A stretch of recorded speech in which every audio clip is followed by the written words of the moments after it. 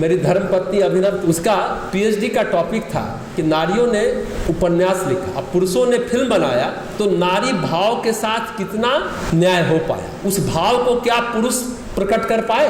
बहुत अद्भुत टॉपिक है, क्योंकि उसका फिल्म में स्पेशलाइजेशन था, सोफिया कॉलेज बॉम्बे से उसने पढ़ाई की है, तो मास कम्युनिकेशन में उसका फिल्म था। तो उसने 2 हिंदी फिल्म थी और 4 विदेशी फिल्म थी, जो महिलाओं ने उपन्यास लिखा, उस पर पुरुषों ने उसको डायरेक्ट किया। उसमें बैंडिट क्वीन भी थे, जिसको शेखर कपूर ने डायरेक्ट किया था। ऐसा तुलनात्मक अध्ययन था। तो एक दिन हम लोग की बात हो रही थी, तो ऐसे ही वो पीएचडी जब अपना थीसिस पूरा कर रही थी, तो बोली कि अरुण जानते हैं, एक तो होता है नारी, ठीक है, फीमेल, एक फेमिनिन, एक फेमिनिज्म, नारीवाद, वो तो पॉलिटिक्स हो गया, छोड़िए राजनीति, नारीवाद में न जाए, फेमिनिन की बात कर रहे हैं। तो एक लाइन इतना अच्छा बोली कि हम करें, ये तो हम लोग सोचे ही नहीं थे कभी। उसने कहा, पुरुष है शब्द, नारी है छवि, मतलब वर्ड है पुरुष, इमेज है।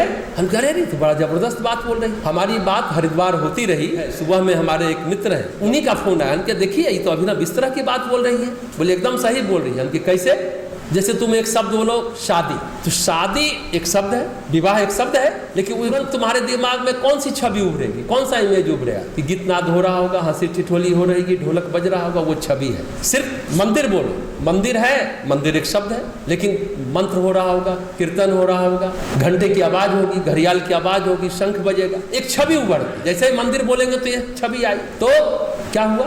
अगर सिर्फ मंदिर शब्द बोला जाए तो पूरी अभिव्यक्ति हो पाएगी? नहीं हो पाएगी। मतलब बिना नारी के नर की पूरी अभिव्यक्ति नहीं हो पाएगी। मतलब सिर्फ छवि की बात आप कैसे कर सकते हैं, बिना नर के नारी की भी अभिव्यक्ति नहीं हो पाएगी। यानी पुरुष आधार है, नारी उसको संपूर्णता प्रदान करती है। इसमें अभी आपने सुना ना, बिना तुम्हारे रुकी रुकी सी नर की सभी प्रगति है, शक्ति न जागी अगर राष्ट्र की होगा क्या अंजाम। बड़ा अच्छा लगा इस तरह से नारी भाव को व्यक्त करना। ऐसे भी वो बोलती रहती है हमको कि नारी तो बच्चा पैदा करके संपूर्ण हो जाए, पुरुष तो बच्चा कर नहीं सकता, तो अतृप्त रहता। नारी तृप्त हो जाती है, तो घर बनाएगा, किताबें लिखेगा, बड़ा बड़ा फैक्ट्री करेगा, बड़ा बड़ा एस्टेब्लिशमेंट करेगा, लेकिन वो संपूर्णतया संतुष्ट नहीं हो पाता। ये बात भी सही है। इसलिए पूजा पाठ में भी कहा जाता है कि पुरुष का प्रवेश, पुरुष की सीमा भगवान के घर तक कहाँ तक है? पुरुष कहीं जाता है तो दरवाजे तक है ना, दरवाजे के भीतर तो नहीं जाएगा, लेकिन स्त्री घर के आंगन तक है।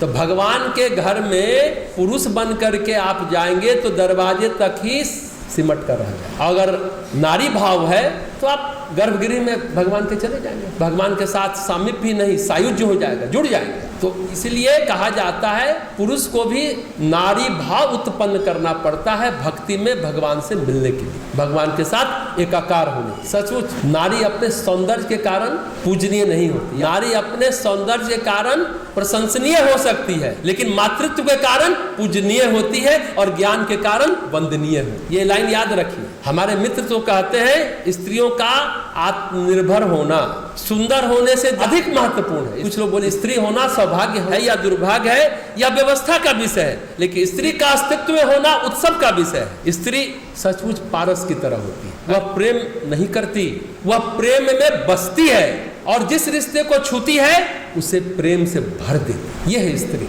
यह है नारी। नारी को नारी की गरिमा का भान करा देना ही नारी जागरण है। नारी सशक्तिकरण का मतलब पुरुष बन जाना नहीं है, पुरुषार्थी बनना है, पुरुष नहीं बनिए। अपने अस्तित्व को देखा देखी मत मिटाइए, पुरुषार्थी बनिए, पुरुष मत बनिए। ये बात हम हमेशा कहते रहे। तो हम क्या थे, क्या हो गए, क्या होना चाहिए।